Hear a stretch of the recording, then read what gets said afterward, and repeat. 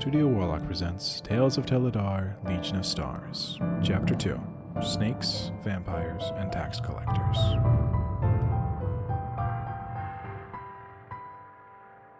Wind pummeled Lune's face as he rode. It felt good, liberating even. The wind cut his hair and whipped it around his face. Normally this would be uncomfortable, but nothing could drop him from his current high. Based on what the townmaster of Duvalt claimed, there would be a village a few days' travel in the direction Lune was headed. Based on Stardust's current speed, however, Lune figured they would make it there just after nightfall. And his calculations weren't that far off. About an hour after sunset, they spotted the small town. Slowing as they approached, Lune saw that it was just a small village. It probably only had one tavern and inn, with the rest being farmers or other artisans trying to make it through the winter. Slowing down from his gallop, Lune trotted into the small town. It had to be sometime around 8 at night, so the town was still alive, but winding down for the day. Lune walked over to the local tavern and walked inside, trusting Stardust to stay outside. The place was not nearly as crowded as anywhere that Lune had been in the last 4 months. He quickly had to remember that he was in the open country, where most people weren't. Lune walked to the bar. As he passed through the tables, people started whispering, and the conversations along his path died down to mere whispers. As he passed, Lune heard more audible sentences. Elf. He's armed with silver. Hunter, perhaps. These and more like them were heard around where he passed. Lune disregarded most of these and slid onto a stool. The tavern keep came over eventually. What can I do for you? Lune looked at the small menu. Spiced ale, and I'll take a boar and potato stew. Lune put money on the counter and the menu dissolved. The bartender plunked down a small bottle before walking into the kitchen. Lune pulled out his pocket knife and popped the cork out. He sat and swilled the brown-orange liquid, waiting for the stew. The room behind him remained quiet for the time that he was at the bar. Lune didn't bother with it, though, and went about drinking. If they had an issue with his elvish heritage, that was their problem. The war ended 700 years ago by elvish historians' accounts, and the oldest among the elves were already over the wars, even though they lost. Why couldn't the modern humans, who only lived for around 85 years, get over it? While still resting on this thought, the stew was dropped in front of Lune. He looked down at the stew and saw it was bubbling. A particularly large bubble rose and popped out, letting out a greenish steam. Enjoy, the bartender growled. Lune pondered his options. Leaving would be strange. He ordered the food in the first place, so claiming a lack of hunger would be an obvious lie. Simply not eating would be impolite. Lune took the last option. Lune whispered a gentle prayer and started eating the stew. The stuff was rancid, but Lune didn't feel harmed by the time the food reached his stomach. Lune noted that while he prayed, he heard something like hissing coming from a corner. He continued eating, trying to find the source of the hissing. He thought it came from a far dark corner. Lune ordered a room and went up for the night after dinner. The room was dingy and unpleasant. Lune slid the garbage off of the desk in the corner, and he sat down the supplies Esmeralda gave him and started constructing a strange brew of sorts. Based on the Dwarven alchemy book, he constructed what was supposed to be a potion of scrying. Now, to get the unknown being to drink the stuff, he decided to go room searching. Walking around the night, every traveler holding out for the winter in this small village was asleep. Lune made no noise as he passed. He crept through the halls until he heard whispered chants coming from behind one of the doors. He peeked through the door and saw the room was filled with darkness. It flowed out of the room like a shapeless creature, trying to fight the light in the hall. The light seemed to be winning, but the unnatural darkness had crept out of the doorway farther than reality would usually allow. Lune put a little bead with the mark of explosion in the small scrying vial and lightly rolled it into the room. The vial let out a muted pop as the fluid aerosolized and filled the room. All that needed to happen now was for whoever was in there to breathe the fumes. Lune could scry them once within the next day. After doing all this, with what Lune believed to be the height of stealth, he headed back to his room and meditated for the rest of the night. In the near morning, Lune used the scry. Through the spell, he saw a short glimpse of where his target was. It was a brief look at an alley in a rough part of the village. Lune memorized the alley and rose to his feet. He armed himself with his silver blade and commenced the hunt. Yunden was a follower to the one known as the Great Serpent. So beautiful it was, so powerful. He would soon show everyone its might, its glory. But those damnable hunters getting in the way of his plans. Yunden just wanted to help everyone, to show them what they were missing. The Great Serpent would show all. He would eat the chains made of light and bury the good brought on by the so-called gods. He had already marked most of the locations in this village. To make the minor summoning circle, the village would be a great opening for the Great Serpent to enter and observe.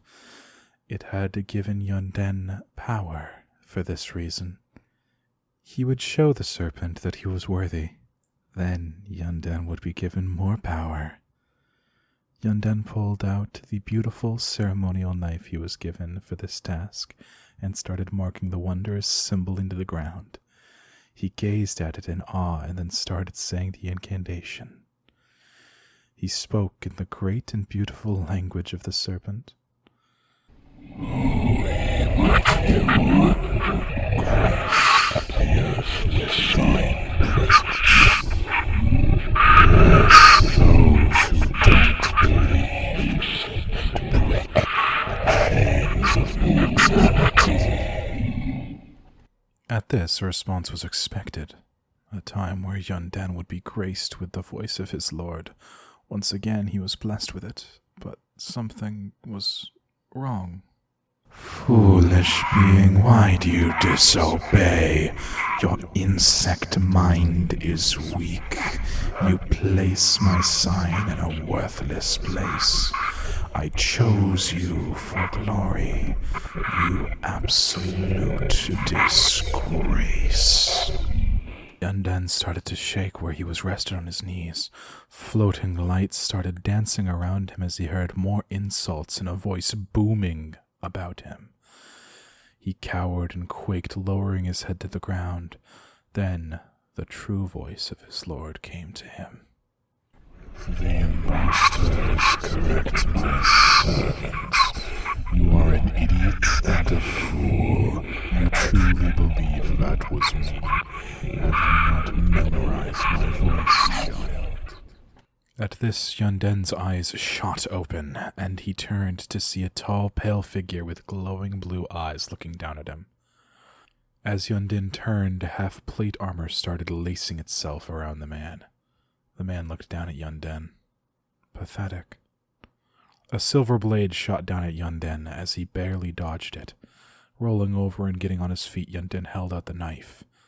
The man tilted his head, eyes still glowing. Really? Damnable hunters, always getting in the way. No matter. He dealt with the last one, he could deal with this one. Yunden gripped the knife in both hands, and the blade grew and grew until it was a great black sword. He swung it at the hunter. Unfortunately, this one appeared to not be a drunk, as he dodged the blow easily. The hunter swung with his own silver sword and tore through the divine robes, revealing sacred markings beneath. The hunter then laid out another attack which flew into the wall next to Yunden, missing him by less than an inch. Yunden cleaved the air again, an arcing attack that bit into the hunter's stomach and then the wall. Yunden summoned a black tendril from the ground, which was caught and ripped up by the hunter. The hunter growled and muttered words in a terrible language. As he did so, the wound healed, and he readied another attack. The hunter ran his hand along the sword, and it ignited in silvery white flames. The sword whipped through the air at Yunden's gut. Where it hit, the blade burned, deep and sickening. The blade flashed 3 more times, flying through the air like a firefly. The last attack came unbelievably quickly, a darting silver flash going straight into Yunden's chest. The elvish hunter leaned close. Rot forever in the great prison. In another silver blur, Yunden died. Lune slinked around town until he found something that looked like the dark alleyway. Sinking low, he slid into the darkness to see a man dressed in cultist robes, hunched over the cobblestones. He wailed out in deep speech, and Lune got an idea. Humans, and most mortals, were incredibly bad at speaking the gurgling and backwards sounds of elder things. However, Lune was raised by a man who hunted the things, giving him the ability to mimic them in the ears of humans rather well. He started speaking and mocking the cultist in the foul language. While speaking, Lune started using spells. Dancing lights formed around the man, and he started making his eyes glow. As words left Lune's mouth, they boomed through the small corridor. Lune raised his silver sword, ready for an execution. Just then, the cultist turned. Lune still tried to intimidate the man. Pathetic. And he let the sword fly. The man dodged it narrowly and staggered to his feet. He clutched a small black knife in his hands. Really? The man smiled, and the knife grew. It extended like a snake's tongue to a colossal greatsword, a three-handed weapon usually used by the foul drow ladies who had obtained 2 extra arms through black magic. The little human wielded it with only 2 hands and swung it like an oversized bat. It missed by a long shot. Lune didn't even have to move to evade the attack. Lune let out 2 swift attacks. One nicked the human, slicing through the robes and exposing tattoos of serpents marked with foul writing. He swung the immense sword again, and it connected barely. Then it embedded itself into the wall. The cultist did some fiddly motions with his hands, and a black tentacle came out of the ground, trying to wrap around Lune's leg. Lune grabbed it and yanked upwards, while hacking at it with its sword. The tendril dissolved to ashes in his hand, and the summoning portal closed. Lune muttered a prayer in Celestial and healed his gut wound. Then he stepped forward, casting fire onto his blade. He tried something new. Rather than using his own knowledge, he used a charge from his pact. The sword was encased with silvery flames as he slashed at the human snake. Striking this way and that, Lune finished it by impaling the cultist. Rot forever in the great prison. He let the maniac slide off of his sword and onto the cobbles below. The body dissolved like the tentacle. Lune walked back out of the alley and to the town square. Upon entering the square, he noticed that the whole town seemed brighter. It was strange. Lune could swear that he saw spires of shade growing out of other alleyways. He went to investigate. Inside one of the alleyways there was a small mark. Lune scuffed it out, and the pillar of darkness faded into the air. Lune spent the rest of the day tracking down the rest of the alleys with the sigils and stamping them out. After a full day of scratching symbols, Lune headed back to the tavern. Everything here was different too. Everyone was nicer, smiling and talking with each other, and no one was giving him any attention. The bartender even smiled when he came to serve Lune. "What'll it be, sir?" Lune was a bit taken aback. "Rabbit stew, please." "Coming right up." The tender walked to the back room after taking Lune's silver. The bartender came back and started washing out some glasses. "By the way, sir, you look like a traveler. Have you got a place to stay here? Rent for the night is 2 silver. Lune recalled the night prior that the tender charged 1 gold, and reluctantly let him stay in the attic. That little cultist must have been doing something to the entire town. "Sir?" "Oh, sorry, yes, that would be great." Lune slid 2 more silver over the counter. "And I found this in the street. Do you know whose it might be?" "Sweet goodness, that's mine," the tavern keep said. "You just found this in the street? This goes to the old attic. No one has been up there in a while. Roof's probably broken at this point." What in the 9 hells was happening? Anyways, the tender turned to the interior window behind him. "Stew's ready. Here you are. Enjoy." Lune tracked the man in shock as he walked away to have a conversation with what looked to be a regular. Lune went about eating his stew after a while. This batch actually tasted good. Perhaps it tasted good because of last night, but Lune liked to think that it was just high quality. Eventually, the tavern keep came back and started making conversation. "So, traveler, what brings you to Bronston?" Lune swallowed. "Just passing through, trying to get to the capital." "Ah, you're on your way to Hereford. I see. You are coming up from the south, though. I mean, no offense, but you're an elf. Wouldn't you just walk along the road until you reach the capital? Our town seems like an out-of-the-way place to visit. I'm kind of roaming around the entire country. I used to be traveling with a guy who got us kicked out of just about every town we visited together. So, understandably, I have to take a roundabout passage through your country. I will say, though, I've seen more than I thought I would. Like what? Lune leaned in conspiratorially. Well, don't tell anyone, but I was working with a paladin for a while in this country. One time he left our small party for a short while, and we got tied up in some contract with the Southern Pact. Lune paused to spit. Anyway, the contract was to transport some diplomats safely. We ran across some bandits and wiped out most of them, but they had a wizard. This idiot summons a demon from the abyss. The demon starts a wildfire. And we start running, because, we're just the 3 random travelers with some diplomats, and this time we can't handle demons. At the time, our demon exterminator paladin is off doing something else. So we run. Logical, right? As we run, we're still working the horses. Because we used to have a carriage, but, fire. Anyways, one of the horses dies, so now we're screwed. It was now that we happened to be right on the crossroads to Fairfall.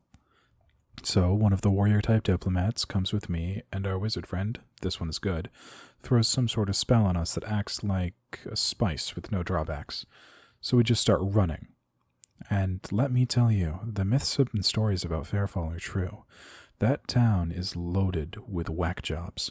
Blood magicians, cultists, the lot. But now me and this young guy are sneaking up to their stables because we need at least 1 horse. And we're still trying to outrun a raging fire. We mount the horses silently, unlock them silently, and start heading out, quiet as a mouse. Then one of the horses chafes and whinnies. A black spike flies by my head. I spur the horse on, and so does the kid. We start going, full gallop out of there. We meet up with the rest of the party just as the flames reached us. Everyone mounted, and we started off to Cliffkeep. Barely outrun the demon. Get there, do some hoodoo, the paladin buddy is there. We secure the diplomats, kick the crap out of the demon, and that's it. The rest of the trip to Stormwind was rather uneventful. Lune took a drink of the lager that came with the room as the barkeep and 2 others at the bar who overheard him looked at him, mouths agape. After finishing the swig, Lune started off on another story. Something else happened a bit more recently, though. Going down southeast for a bounty for Stormwind. Hate their government, but at least they pay good. I assume you guys aren't a part of the pact, right? The 3 men turned to their side closest the floor and spit, almost in unison. Good. Anywho, doing this bounty, hunting some grand beast or something, go and decide to hide in a hole to evade the cold. Pick away at it, turns out to be an owlbear cave. I notice this, going down first, as my luck lets me all the time, so ignore to pull me up. Instead, they send someone else down. This fool casts the light spell. Here, this one. Lune lit one of his rings and then dimmed it. Thankfully, the owlbear didn't notice. Turns the light off. This guy pulls out a ladder. This hole is in the middle of the room, and he thinks that a ladder will get him up there. Mind you, this entrance is something like 30 feet above us, and this ladder is 15 feet tall. If it stands vertical. I try climbing and doing an elf thing, trying to jump through the Feywild, whatever. Doesn't work. Fall on the ground, on my back, wake up the beast. This thing roars. Like, wow. Anyway. Start stabbing the hell out of this thing with my buddy down there. The guys up top don't seem to notice the terrible peril we're in. Terrible peril, I say. Regardless, I'm stabbing this thing left and right, and all of a sudden, the guys up top notices that my buddy can't seem to hit the thing, and I can't stab it to death. So the wizard decides to embalm us and the beast in roiling flames. Somehow, neither the guy down there with me or I die due to this immense amount of flames. The bear falls down dead. We wrap up for the night. Note, this is not the main event. This is just how the night started. Lune took another swig as the onlookers, now a small crowd, gawked on. Anyways, night carries on. Everything is peaceful as we eat owlbear steaks. About to go to sleep when I see a damned vampire, yes, a vampire, come down that hole. I run over like white lightning, draw this sword, and swing at it. The bastard catches the sword, so I slam the hard end of my sheath into its face. This git tries to bite me, as vampires do. It misses, and I stab it in the chest. So this maniac notices that he isn't screwing with some random folk. He has a bona fide hunter on his hands. Tries running away. Skitters up the wall as those undead rats do and climbs out of the hole. Meanwhile, I'm sitting here thinking I'm not going to let my first vampire get away from me so easily. I run up the wall after him, kick myself up, out of the hole. This guy, now me up and out, tries charging me. I dart to the side, the idiot falls back down, hits the ground with a splat, but he's a tough bastard, and the 40-some-odd feet doesn't kill him. So he finds a sword falling on him. Through his hand and nearly into his face. Then he finds an elf falling on him, pounding that into his chest. Git bites my hand. I heal it, it's fine. I slam the sword onto his throat. This guy doesn't want to die for some reason. Starts thrashing, ruining my old armor. I pound down one more time, grab his hair, yank the head off. Finally, this man is dead. Kick his body into the exposed moonlight and pray for it to be taken care of. Beam of moonlight comes down, incinerates the remains. Throw the head into my buddy's bag and crash. Lune finished off the booze. The whole tavern was listening at this point. Do you still have it? Lune smiled and reached into the bag and said a silent prayer. Suddenly, more things were in his bag. He grabbed the thing that felt like hair and ripped it up. Out of the bag of holding came his trophy of the hunt, a vampire's head, cleanly severed from the corpse. Lips crimson red, eyes rolled back, fangs peeking out of its mouth. Ladies fainted, men backed away. Lune smiled and stuffed his bounty away into the bag. He groped around more. That was the prize of the vampire, and this is the prize from the beast. Lune held out the beak of the owlbear, extended forward like a king's chalice. The men were drawn back in to examine the trophy. The beak had hollowed itself out in the time it spent resting in the bag. The bartender placed his hand on Lune's shoulder. Hey, you claim to be a hunter. We have a small problem. People think that there might be a vampire living west of town, about 5 miles out. If you could take care of it, we would appreciate it greatly. Lune leaned back and thought about it. If they thought that there was a vampire outside their town, then the vampire wasn't doing his job right. I'll look into it tomorrow. Lune spent the rest of the night getting drinks paid for by others, and eventually went up to a proper room. He sat in the bed and started thinking about the day. The little man he killed must have been doing something to these people. Maybe it was due to the fact that the hunters famously kill people like him. That would make sense. Lune pondered this for the rest of the night. In the morning, he got up and said his hellos to the people in the tavern before setting off on Stardust to the west. After about a half hour of traveling, he arrived at the small house, or hut, in the middle of a field. He dismounted and walked up to the door. One hand on his sword, he opened the door. Quietly, he closed the door. He took one step. Thwack! A knife darted into the wood next to Lune. He popped the quick release in his sword belt and readied. Somehow the thing had already gotten up to him. A knife was pointed at his throat, coming out of a dark shape in the shade. That was quick. Quiet. Why are you here? Funny. The voice was weak, but firm. Nothing like a vampire. I was told there was a vampire here. I presume I was misinformed. The knife lowered. So, that's what they think of me. Figured as much. That's why I moved out here in the first place. Now that this has been addressed, could you leave? Yeah, sure thing. I'll inform the townspeople that there's no harm in you being here. Lune turned to leave the room when it was filled with light. He turned and saw the man now bending over backwards with silver light jutting out of his eyes. His skin was a pale white and his hair was like that of sheep. The black rags he wore whipped around him as he spoke. Silver light came from his mouth. O young knight's knight, take this tongue of silver light, enlist him in your mortal fight, and make use of his gift and godly sight. Then the young man fell to the floor. Lune investigated the small shack and the young man. It was plain the kid was not a vampire. Rather, he was an albino. He had white hair and pale lips, dressed in an immense black robe, and his skeletal frame was hidden. He also appeared to be wearing a blindfold before his eyes started jutting light. Lune started to investigate the rest of the shack. Pulling open a small drawer, Lune found a small bit of silver. Pulling at it, he found a small secret chamber in the small dresser. Inside was a wooden stake, ornamented with silver chains and a symbol of Selune on the end of the chain. More interesting yet, the stake looked used. Dried blood coated the tip and stained the wood. Beside it was a shining but tarnished broadsword. Strange to see a technique weapon in Polska. Lune closed the drawer and sat on a rickety chair, waiting for the albino to wake up. Eventually, the young man, and he was a young man, no more than 18 years old, woke up and staggered to his feet. He looked off in a direction that Lune wasn't.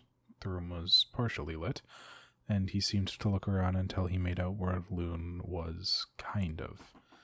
He appeared to be looking off to Lune's left, only his eyes looked like they could be seeing everywhere. They were shaking at a rapid speed. "Why are you still here?" Lune stood and pulled out his celestial grimoire.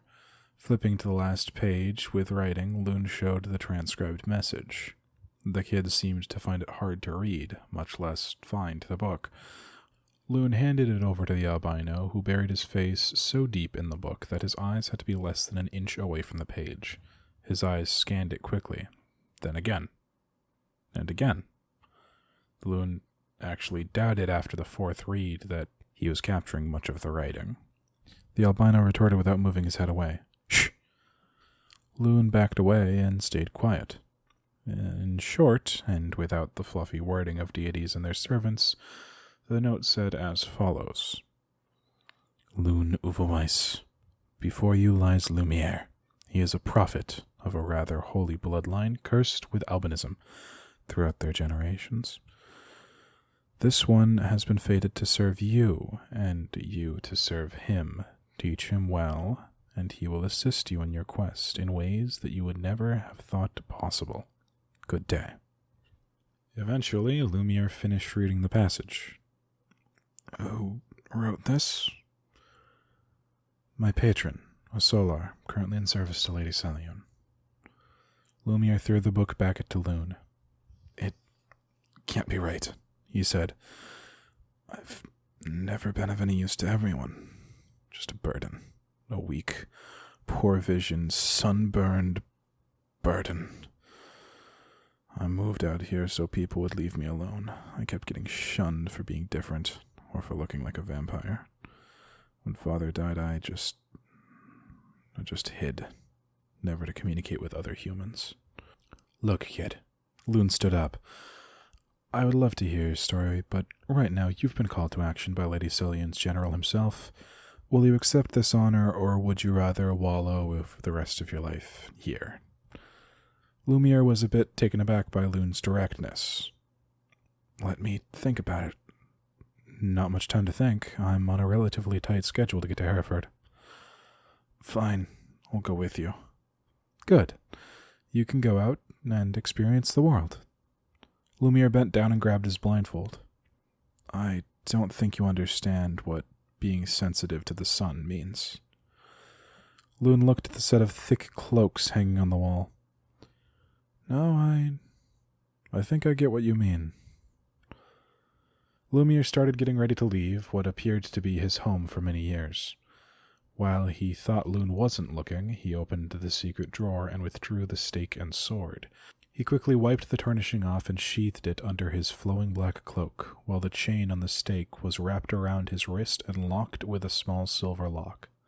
Eventually, they left the house and made their way back to Braunston.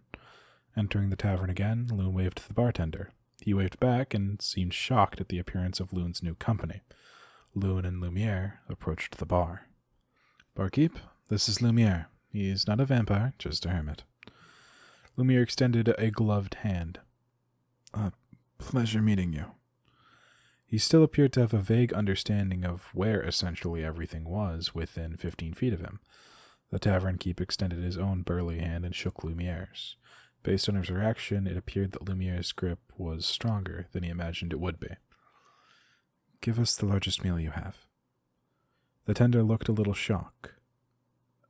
Sure, 2 gold. Lune placed 2 gold on the counter and waited for the food to be delivered. In the meantime, Lune investigated Lumiere. He couldn't be older than 18. He also couldn't be over 100 pounds. The black robes were an oddity, though. If a man who could see well wore the robe, he wouldn't be able to see at all. The hood fell down so it covered the eyes in shadows. Lune could barely see the blindfold that Lumiere wore. The rest of the cloak covered almost everything about his form.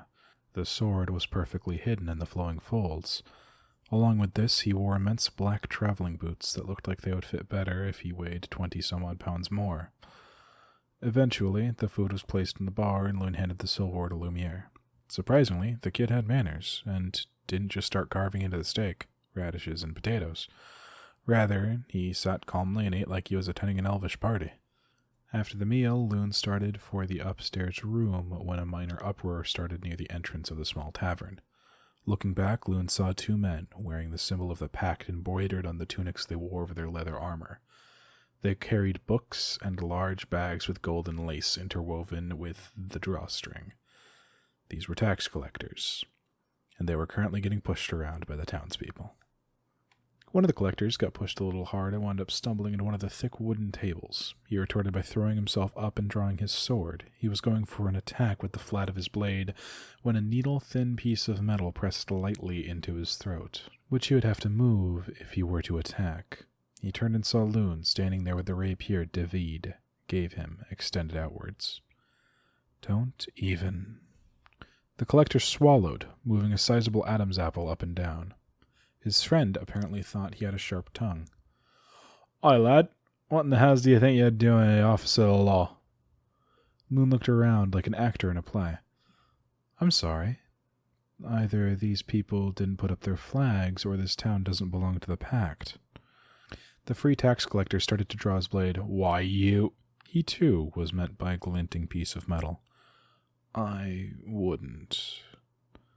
This time it was Lumiere. He had pulled out a knife from under his flowing robes. The speed of the movement caused the robes to shift like a flag.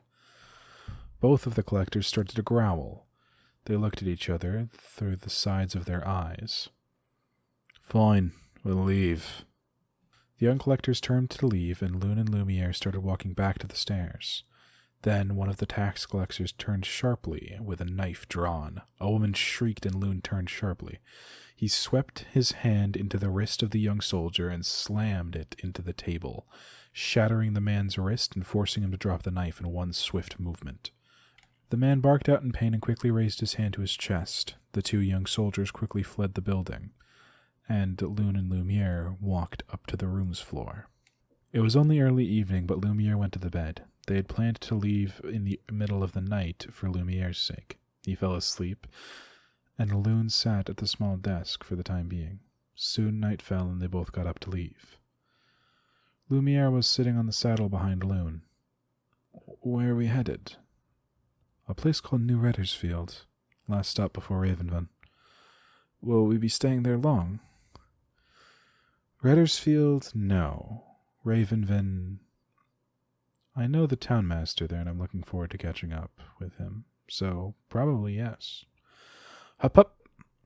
Lune dug his heels into Stardust's flanks, and they trotted off north as the moon rose.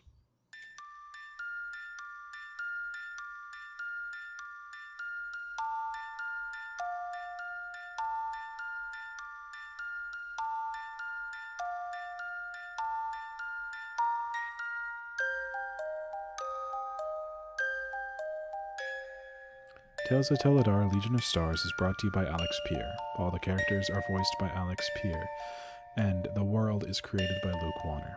If you'd like to support the show, we have a couple of ways of doing that.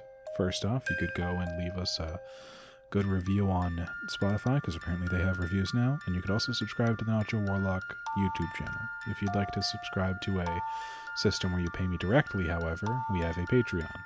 For the $5 tier, you can get all of the scripts to all of these episodes. And I have a new way that I'm going to be doing that.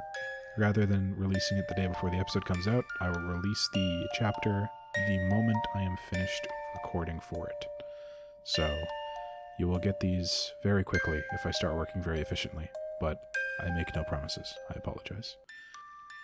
But for now, we here at Studio Warlock would like to say, safe travels, and happy hunting.